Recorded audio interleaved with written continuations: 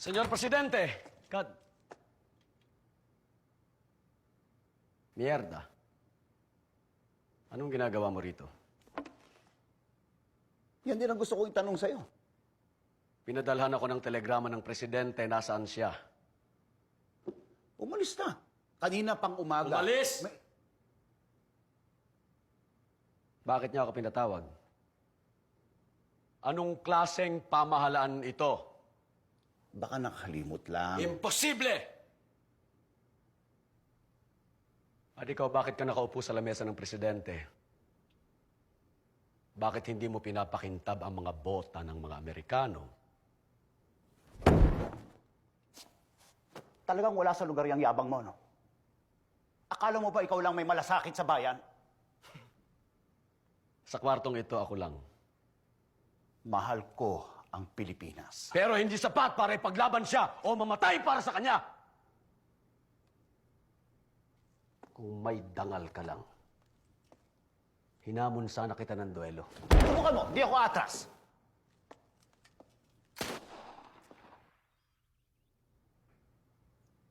Punong-puno na ako sa mga marikas na yon. Me cago en ellos.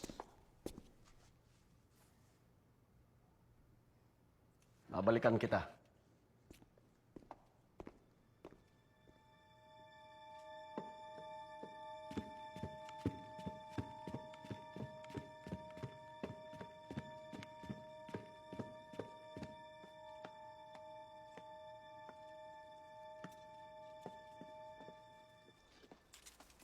Sino ang tangang nagpaputok?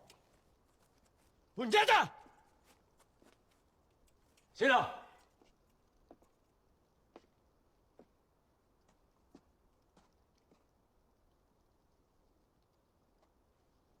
Di ba pinakulong na kita? Bakit pinalaya ka rin?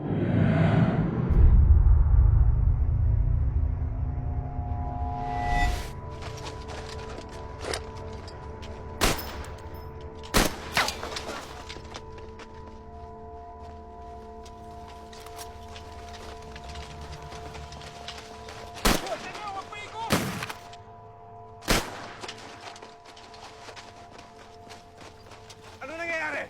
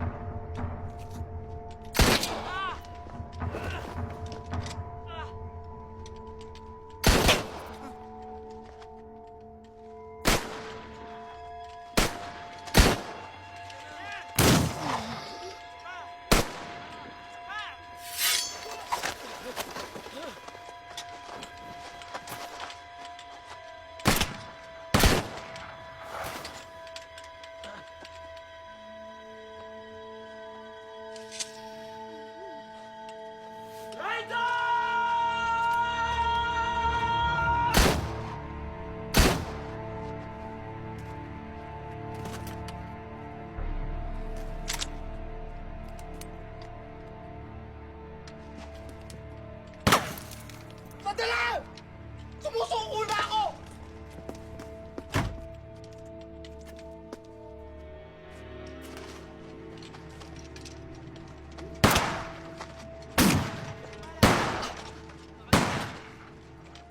Tagayin nyo na! Wala nang bubuga yan.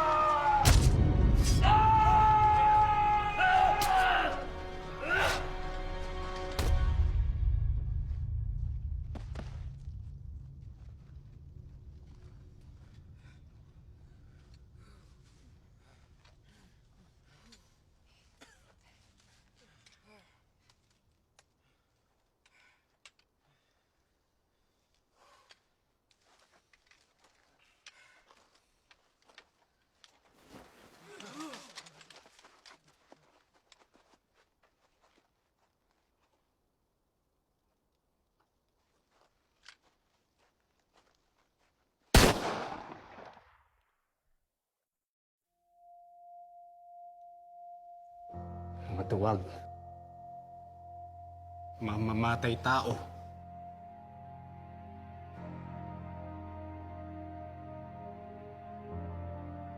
Hinarap niya sila ng mag-isa. Di wala akong maibigay na tulong. Ang hindi ko maintindihan kung bakit kailangan patayin ng kapwa Pilipino ang Pilipino. Pinatay na rin nila ang pag-asa para sa kasarinlan ng Pilipinas.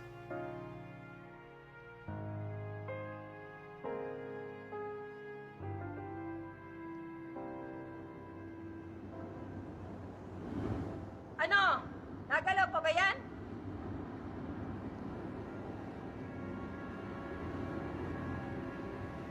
Tama ang General. Ang totoong kaaway ng mga Pilipino ay ang sarili niya. Kaya tayo ang pumatay sa kanya.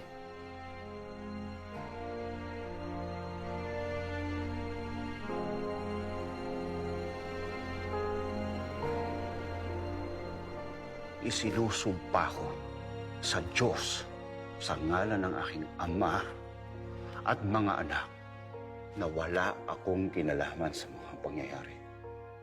Wala akong kinalaman sa pagkamatay ni Antonio Luna. Kasalanan ni Luna ang lahat. Kinalaban niya ang brigada ng Kawit. Inabuso niya ang kanyang kapangyarihan. Lumabis siya sa kanyang ambisyon. Binalak niya na agawin ang pinakamataas na posisyon sa buong kapuluan. Nakakaw na ako! Akin yan!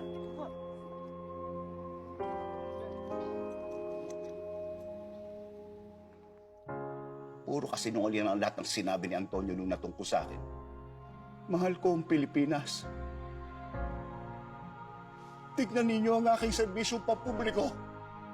Lahat ng pagpapakasakit, dinadas ko para sa aking bayan.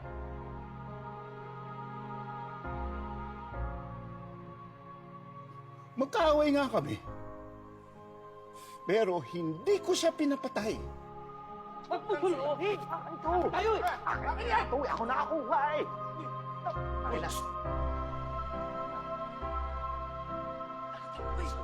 Ang kamatayan ni Antonio Luna ay isang paglilinis sa buong kasaysayan. Dali! Kami naman! Si Antonio Luna ay malupit, abusado, mayabang. Hindi ko ginusto ang kanyang pagkamatay. Pero inaamin ko, naniniwala ako na makatarungan ang nangyari.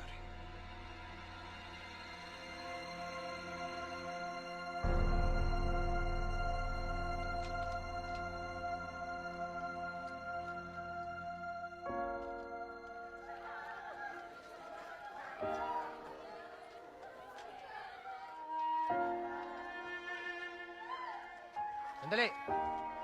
Hindi dyan. Lipat nyo dito.